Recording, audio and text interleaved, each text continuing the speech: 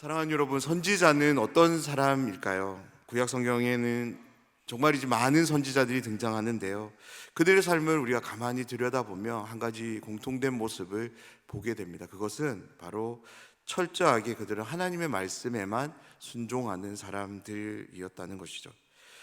때로는 이것이 너무나도 지나쳐 보이기까지 합니다. 하나님은 그들에게 이렇게 가혹할 만큼 혹독한 순종을 요구하실 때도 있는데요.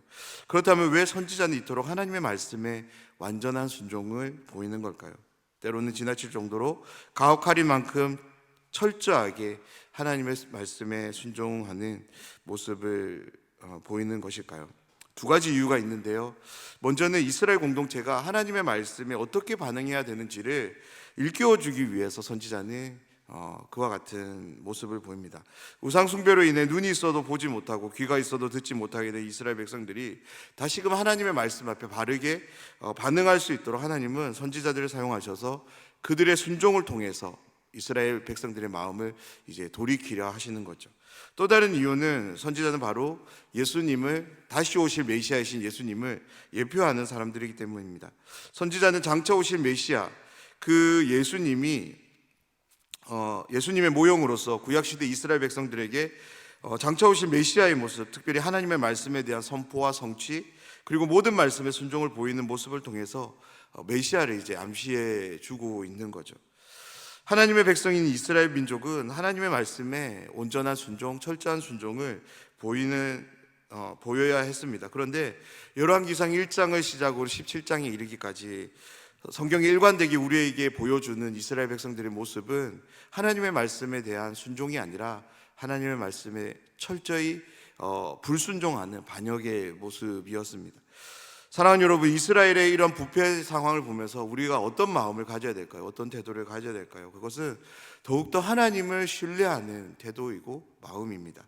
더욱더 철저하게 메시아가 되실 그 예수 그리스도를 바라보는 것이, 믿음을 가지고 바라보는 것이 우리가 가져야 되는 마음이고 태도입니다. 더욱더 철저하게 내 영혼을 겸손으로 동이고 낮아져서 예수 그리스도, 예수님이 그리스도가 되심을 붙잡는 태도, 그것이 이스라엘의 이 패역함을 보면서 우리가 가져야 되는 태도인 거죠. 오늘도 함께 말씀을 나누는 가운데 예수님이 그리스도가 되심을 더욱더 선명하게 우리의 삶에 다가오는 은혜가 있으시길 간절히 소원합니다.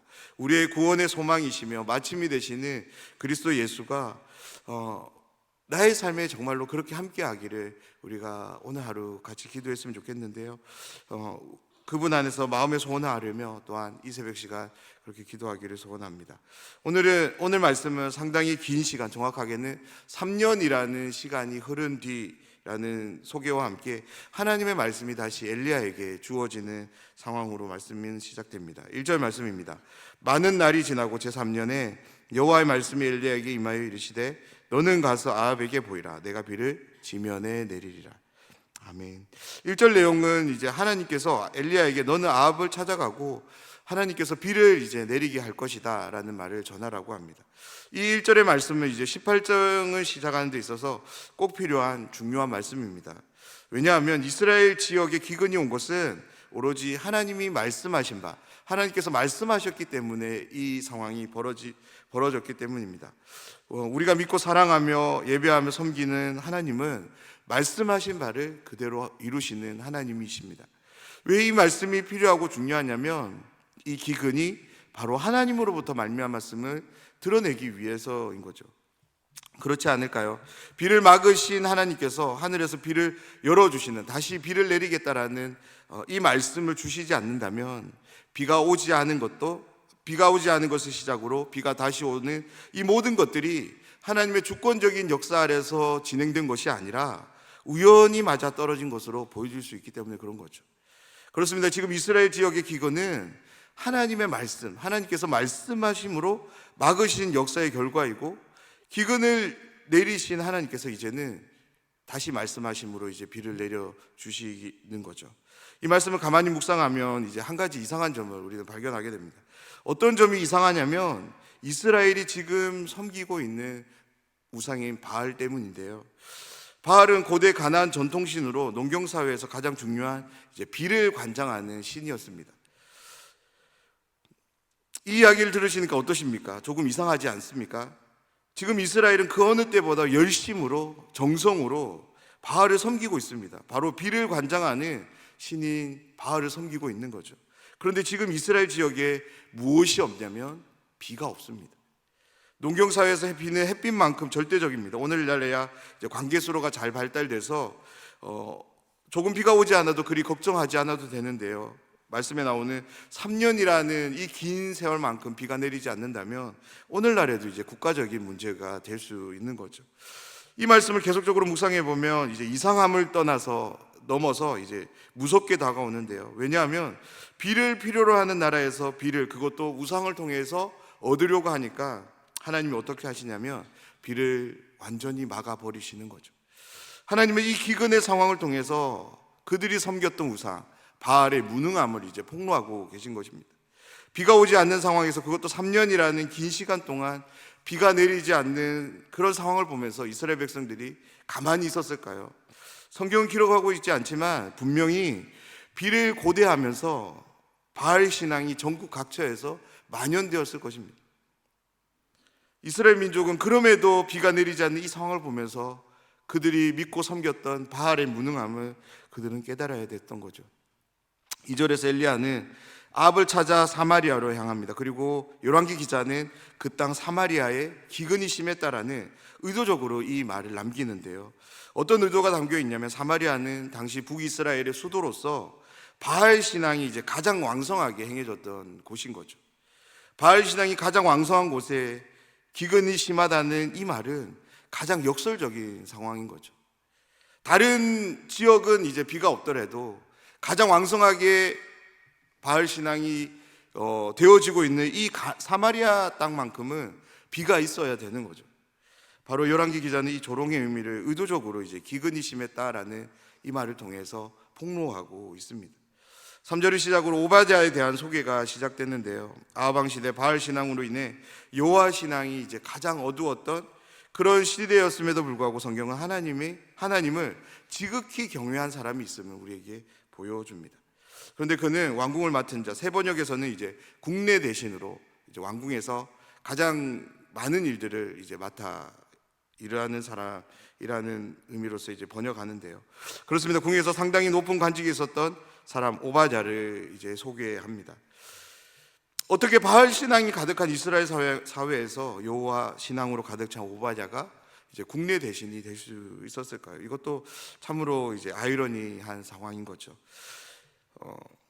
이런 이유밖에 없을 거예요. 하나님의 세심하고 특별한 섭리의 결과라는 그 말밖에는 우리가 할 수 없을 것 같습니다.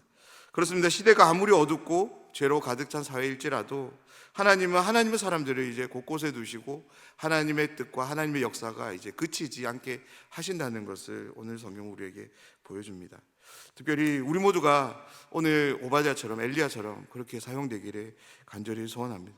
그러면서 4절은 오바댜의 한 가지 행동을 우리에게 소개하는데요, 그는 이세벨 여왕이 하나님의 선지자들을 처형할 때 선지자 100명을 살려준 사람이었다라고 우리에게 소개합니다.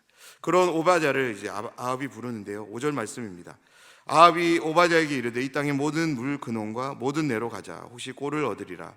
그리하면 말과 노새를 살리리니 짐승을 다 잃지 않게 되리라 하고, 아합은 3년이라는 긴 세월 동안 비가 내리지 않는 이 상황에서 어떤 백성을 걱정하기보다는 자신의 소유물을 걱정하고 있는 것을 보게 되는데요, 그러면서 꼴을 얻기 위해서 물을 찾아 오바댜와 함께 떠나려고 합니다. 이 일은 굉장히 철저하게 준비되고 진행되는 것을 우리는 보게 됩니다. 왜냐하면 각자가 다닐 땅을 나누고 그곳으로 떠나기 때문인데요. 7절부터 새로운 사건이 발생이 되는데, 다름 아닌 아합을 만나기 위해 사마리아로 가는 엘리야를 오바댜가 만나는 사건이죠. 오바댜가 길에 있을 때 엘리야가 그를 만납니다. 그가 알아보고 그를 엎드리고 엘리야를 향해서 이렇게 묻는 거죠. 당신이 엘리야가 맞습니까? 그 물음에 대해 엘리야는 이제 그러하다라는 대답과 함께 오바댜에게 정말 청천벽력과 같은 이제 지시를 한 가지 내려요. 어떤 지시냐면 너는 아합에게 돌아가서 내가 여기 있다, 엘리야가 여기 있다라는 그 상황을 이제 전하라는 것입니다. 엘리야를 향해 주라는 극존칭을 보였던 오바댜는 엘리야의 이 지시 앞에 순종을 보여야 됐습니다. 그런데요, 오바댜는 순종하지 않고 말씀을 보면 이제 엘리야를 향해서 되묻는 그런 상황을 보게 되는데요. 9절 말씀입니다. 이르되 내가 무슨 죄를 범하였기에 당신이 당신의 종을 아합의 손에 넘겨 죽이게 하려 하시나이까. 엘리야를 향해 오바댜는 이런 말을 합니다. 당신의 종인 내가 당신께 무슨 죄를 범했기에 아합의 손에 죽임을 당하게 하십니까? 오바댜의 이 애절한 반응은 바로 이제 아합이 시행한 일과 이제 관련이 있는데요. 10절 말씀 보면 이제 그 상황을 우리에게 소개합니다. 아합은 지금 비가 오지 않아 이제 발생한 기근의 모든 책임을 누구에게로 이제 돌리려고 하냐면 이제 엘리야에게 이제 돌리려고 하는 거죠. 그래서 엘리야를 찾기 위해 북이스라엘 자국의 모든 지역은 물론이고 인근의 나라까지 이제 사람을 파견해서 이제 찾아내도록 했습니다. 그리고 그때 각 나라 각 지역의 사람들에게 엘리야가 없다는 그 증거를 이제 맹세로 이제 받는 그런 강경한 조치를 취했음을 우리는 보게 됩니다. 맹세에 대해서 우리는 쉽게 생각할 수 있는데요. 이 고대 사회에서 맹세는 자신의 목숨을 이제 담보로 하는 거죠. 그 맹세가 이제 틀리면 그 사람은 이제 바로 죽임을 당해도 아무 이제 할 말이 없는 것입니다. 그러면서 오바댜는 자신이 믿고 이해하고 있는 바를 이제 설명하기를 또한 시작합니다. 먼저 아합이 철저한 수색을 펼쳤지만 엘리야를 찾지 못한 것은 바로 하나님의 영에 의한 역사로 오바댜는 이해했습니다. 그래서 당신이 지시한 바를 따라 내가 사마리아로 가서 아합 왕에게 엘리야가 여기 있다라는 것을 보고했을 때 이번에도 하나님의 영이 당신의 위치를 이제 옮겨 놓으면 아합 왕이 당신을 찾지 못할 것이고 이제 자신은 이제 거짓을 보고한 자가 되기 때문에 이제 아합 왕에게 죽임을 당하게 될 것이다라는 말을 하는 거죠. 그러면서 오바댜는 자신이 어렸을 때부터 하나님을 경외하는 자임을 밝히며 특별히 이세벨의 계략으로 하나님의 선지자들이 죽임을 당할 때 자신이 했던 일을 소개합니다. 그 말을 들은 엘리야는 15절 말씀으로 이렇게 대답하는데요. 엘리야가 이르되 내가 섬기는 만군의 여호와께서 살아 계심을 두고 맹세하노니 내가 오늘 아합에게 보이리라. 엘리야는 오바댜가 경외하는 하나님, 그 하나님의 살아 계심을 두고 다시 말해서 맹세함으로 그와 약속을 합니다. 어떤 약속이냐면 자신이 아합을 만날 것에 대한 약속을 하는 거죠. 사랑하는 여러분, 오늘 말씀은 북이스라엘에게 주어진 기근의 상황을 통해서 하나님은 역사의 주인공으로 시작과 마침이 되는 것을 우리에게 보여줍니다. 그렇습니다. 이 세상은 그냥 우연한 법칙에 의해서 흘러가는 세상이 아닙니다. 이 우주의 주관자가 되신 하나님께서 모든 것을 계획하시고 운행해 가시는 하나님의 역사의 산물임을 믿습니다. 무엇보다 하나님의 영원한 섭리에 의해서 온 인류를 향한 하나님의 구원 계획이 신실하게 이루어짐을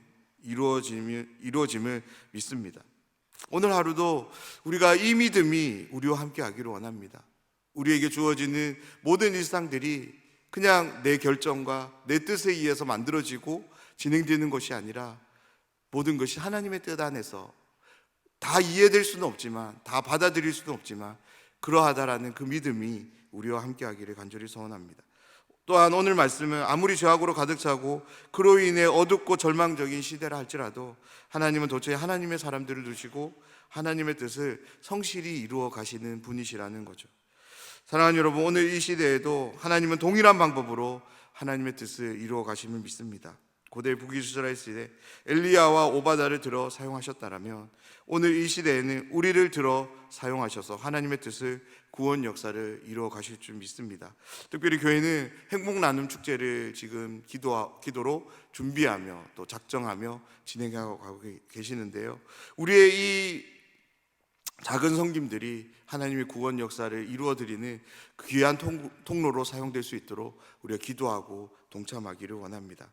오늘 이 새벽 우리를 통해 이루실 하나님의 구원 역사를 믿음으로 바라보며 하나님 경외하기를 쉬지 않고 오늘도 부단히 연습하며 훈련하는 그런 한 날을 살아가는 우리 모두가 되길 주님의 이름으로 축원합니다.